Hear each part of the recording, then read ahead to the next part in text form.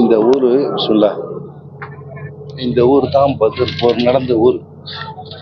இதுக்கு பேர் பத்ருண்டே வச்சிருக்காங்க.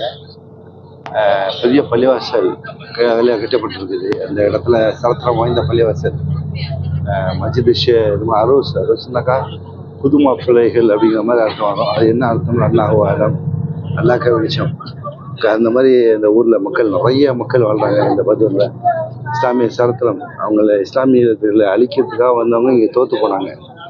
70க்கு மேற்பட்ட அந்த தலைவர்களை பழி வாங்கப்பட்டது.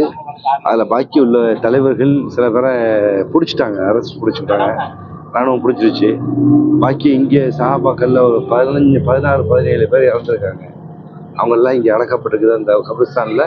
இங்கே 1500 வருஷம் ஆனாலும் கூட வந்து மக்கள் துவா செஞ்சு அவர்கள் துவா செஞ்சுட்டு வந்துடுறாங்க.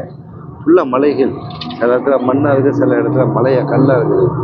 இந்த கல்லை ஒரு மலை மேலே ஏறி போகிறதுக்கு ஒரு நாள் என்ன 2 நாள் கூட ஆக சான்ஸ் இருக்குது. இப்போ இவங்க கரெக்டாக பிளானிங் பண்ணி ஏறி போகணும், பிளானிங் பண்ணி ஏறி வரணும். அதுக்கு ஒரு தனி டேலண்ட் உள்ளவங்க மட்டும்தான் செய்ய முடியும். ஒன்றும் தெரியாத சாதாரண ஒரு மெச்சூர் இல்லாதவங்கள விளக்கம் இல்லாதவங்க மலை மேலே ஏற முடியாது, ஏறி ஒரு ஊரை கிராஸ் பண்ண முடியாது.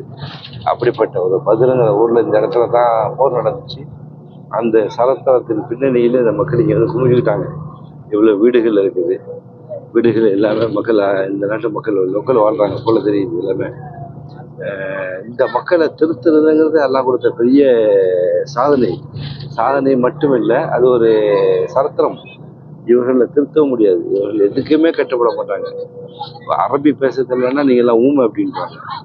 அரபி அஜமி அப்படின்னு சொல்லுவாங்க. அரபின்னா அரபி பேசக்கூடியவர்கள், அஜமின்னா ஊமைகள் அப்படின்னு அர்த்தம். அப்படித்தான் இவங்க இருந்தாங்க.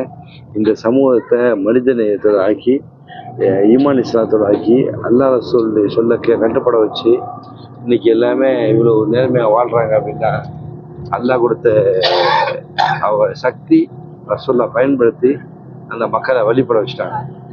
ரசூலுல்லாஹ் ஒரு தூதுவர், அவங்க ஒரு மெசேஜராக தான் இருந்தாங்க. மக்களுக்கு எத்தி வைக்கிறது மக்கள் செய்ய வேண்டிய கடமை அவங்க செஞ்சுட்டாங்க, அவங்க டியூட்டியை பண்ணிட்டு போயிட்டாங்க ரசூலுல்லாஹ்.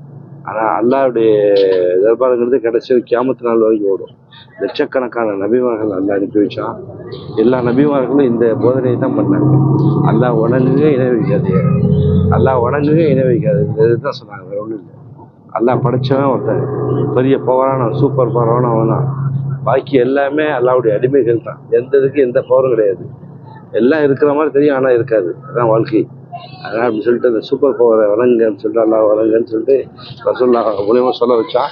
இன்றைக்கும் அவங்க என்ன செய்கிறாங்க, ரசூலுல்லாஹ் இடத்துல போய் கையேந்தாதி அப்படிங்கிறாங்க. காபத்தில் அவங்களுக்கு தேவையாக காபத்தில் இருக்காது, அல்லாஹ்வுடைய இல்லம் அங்கே இருக்குது, கேளுங்க அப்படிங்க. இப்போ ஹஜ்ஜுடைய காலம் தொடங்கிடுச்சு. இந்த இப்போ 3ஆம் தேதியோட ஹாஜிகள் வர முடியாது, உள்ள என்ட்ராக முடியாது. பாக்கி எல்லாம் வெளியாகித்தான் ஆகணும். இன்னைக்கு 20 லட்சம் பேர் என்ன சொல்கிறாங்க, அவ்வளோ மக்கள் இங்கேருந்து வெளியாகி 20 லட்சம் மக்கள் வெளியாகி ஆகணும். இப்போ ஹஜ்ஜுக்குன்னு சொல்லிட்டு அவங்க எவ்வளோ மக்கள் கூட வர்றாங்க. எல்லா நாட்டில் உலக நாட்டிலேருந்து கொட்டேஷன் கொடுத்துருக்காங்கல்ல, இந்த மக்கள் எவ்வளோ வருவாங்க, அந்த எல்லாம் வந்தாங்க. ஃபுல்லாக இந்த பத்ரியில் உள்ள மலை கல் மலையாக இருக்குது, சிலது எப்படின்னா மண் மலையாக இருக்கும். இது ஒரு டேஞ்சரானது. இந்த சைடில் ஃபுல்லாக மண் மலை. திடீர்னு என்ன மண் மலையில் ஆள் உள்ளே போயிடுவாங்க, கல் மலையில் போக மாட்டாங்க. ஆனால் அவங்க அல்லாஹ்வுடைய சக்தி என்னன்னு தெரியல, அல்லாஹ் இவங்க மேலே ஈமானை கொடுத்து தைரியமாக இவங்க வாழ்றாங்க. அல்லாஹ் இவங்களுக்கும் பறக்க செய்யணும், இதை பார்க்கக்கூடிய நமக்கு அல்லாஹ் பறக்க செய்யணும், வளமான வாழ்க்கையை கொடுக்கணும், நொடியில் வாழ்க்கையை கொடுக்கணும், நிம்மதியாக வாழக்கூடிய சக்தியை கொடுக்கணும். எல்லான்னு சொல்லிட்டு துவா கட்டுவாங்க. அல்லாஹ் பறக்க செய்வானா.